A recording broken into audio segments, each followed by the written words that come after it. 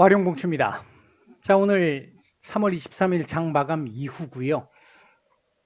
오늘 시장이 생각보다 많이 좋지 않았습니다. 결국 마지막에 들어 올리지도 못하고 아래 꼬리도 달지 못하고 저가 마감을 하는 모습이었는데요. 음, 중국 시장이 개장된 이후에 중국 시장이 오전 후반부터 밀리기 시작을 하면서 우리 시장 지속적으로 밀리는 모습이 나왔고요. 어, 오후 시장 개장 이후에도 낙폭을 더 키웠었죠. 그랬다가 우리 장 마감 임박해서 조금씩 아래 꼬리를 달고 지금 올려주고 있는 상황인데 우리는 지금 그걸 같이 따라오지는 못했습니다.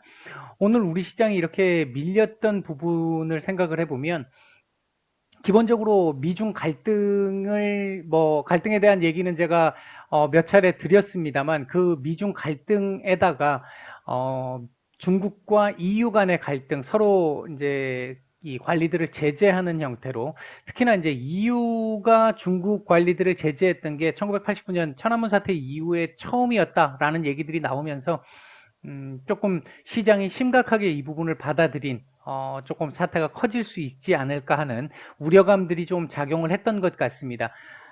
제가 보는 시각에서는 미중 갈등, 뭐 EU나 중국 또는 러시아와의 갈등, 지금 오늘 아까 오후에 보면 중국과 러시아가 또 조인트를 해가지고 인권 지적에 대해서 반발하는 이 공동성명도 나오기도 했었는데 이런 부분들이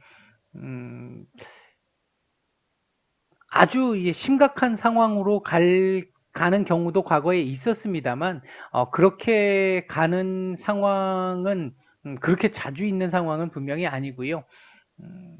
보통 처음 딱 발생했었을 때 하루나 또는 이틀 정도의 단기 이슈가 될 겁니다. 제가 지난번에도 이런 말씀을 드렸는데 미국과 중국 간의 갈등 또는 뭐 러시아, EU 이들 간의 갈등 생각해 보면요. 제가 생각할 때 적어도 제가 주식을 끝내고 이제 이 지구를 떠나는 상황 이후에도 계속 될 거라고 생각을 합니다. 한동안은. 그런 상황에서 놓고 보면 어떤 상황이 표면적으로 발생을 딱 했을 때, 수면 위로 딱 올라왔었을 때 시장은 단기적으로 그에 대한 반응을 하는 것이고, 그 상황이 단기적으로 끝이 나고 나면 그 뒤에는 다시 조금씩 사그러듭니다. 그러니까 뭐 수면 위로 올라왔다가 또 한동안 또 밑에 잠수하고 있다가 이런 형태가 될 거라고 보고 있고요. 지금까지 그래 왔고요.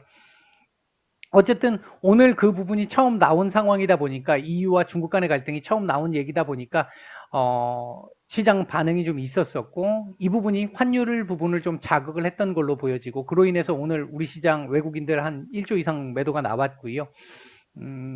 이와 함께 이제 상품 시장도 급락하는 모습들이 좀 나왔습니다. 이런 부분들이 그러니까 섞이면서 어우러지면서 시장 하락을 유도를 했고요. 여기에 이제 내일 미국 국채 입찰이 있잖아요. 이거에 대한 응찰률이 얼마나 될 것이냐. 사실 이거 그렇게 크게 중요한 부분이 아니었습니다만 FOMC가 끝나면서 사실은 이 지금 요번 주에 진행되게 될 단기물들은 크게 우리가 신경 안 써도 될 상황이었다고 보는데 FOMC 이후에 시장이 지금 이 연준에 맞서는 상황이 지금 나오고 있잖아요. 이런 상황이 나오다 보니까 응찰률이 지금 조금 더 중요해진 그런 상황에서 관망 심리까지 겹쳐졌다. 이렇게 볼 수 있겠고요. 내일 연준 파월 의장을 비롯해 연준 의원들의 또 발언들이 있습니다. 그 부분들에 대해서 아마 시장은 조금 괜찮을 거라고 예상은 하고 있지만 확인은 확실하게 하고 봐야 되겠다라는 심리가 좀 있는 게 아닌가. 그래서 오늘 우리 시장이 이렇게 조금 좋지 않은 모습을 보였던 것으로 일단 보고 있습니다. 61선 이탈을 했고요. 3000선까지 지금 내려온 상태인데 내일 이렇게 되면 이 자리 지지 테스트를 해야 되는 상황이 나오겠죠. 아마 제가 판단할 때 미국 시장 초반에 약간 밀리고 시작할 수 있고 눈치를 봐야 되니까. 근데 국채 입찰이라든지 그다음에 이제 연준 의원들 발언이라든지 이런 것들 나오면서 반등 나올 거라고 보거든요. 이제 그렇게 되면 뭐 반등이 아주 크진 않겠지만 어느 정도의 반등은 나올 거라고 보고 있고, 그렇게 된다고 한다면 우리 시장도 내일은 조금 반등이 나오지 않을까. 오늘 조금 과한 조정이 좀 나왔다. 일단 개인적으로는 그렇게 판단을 하고 있습니다. 뭐 이렇게 시장에 대한 얘기는 정리를 해드리고요. HLB 간단하게 한번 보겠습니다. 결국 이 오전장에서 어느 정도 그래도 조금 힘을 좀 내는 모습들, 그리고 아랫꼬리를 조금 달고 있는 모습들, 이런 모습들이 보였습니다만 장 막판으로 갈수록 결국은 밀리면서 아랫꼬리 없이 종가 저가 마감을 하는 모습이었습니다. 42,000원까지 일단 내줬는데요.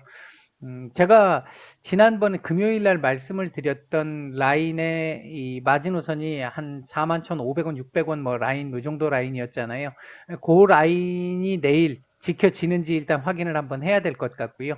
사측에서는 지금 연일, 주가 관리를 위한 모습들을 지금 보이고 있습니다. 오늘도 뭐 좋은 그동안에 있었던 이 내용들을 정리를 해가지고 또 발표를 한번 했는데, 공개를 한번 했는데, 연일 지금 주가 관리를 위한 모습을 보여주고는 있습니다만, 전체적으로 내일 일단은 이 41,500원 전후한 자리의 저가를 지켜낼 수 있느냐, 저점으로 지켜낼 수 있느냐를 포인트로 봐야 되지 않을까, 일단 그렇게 보고 있고, 만약 그 자리를 내준다라고 한다면 일단 추가적인 조정, 아까 오전에 말씀드렸듯이 이렇게 내려온다 하더라도 문제 있는 정도 상황 아니라고 말씀을 드렸고요. 그 부분은 어쨌든 단기적인 움직임은 그런 형태의 흐름이 될 수 있겠다.